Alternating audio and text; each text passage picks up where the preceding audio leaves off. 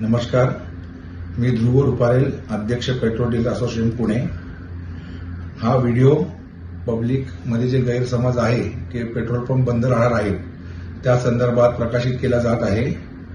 Petrol dealer association Pune तर्फे कुठलाही संप पुकारलेला नाहीये ना। पेट्रोल पंप उद्यापासून किंवा आजपासून बंद राहणार आहेत।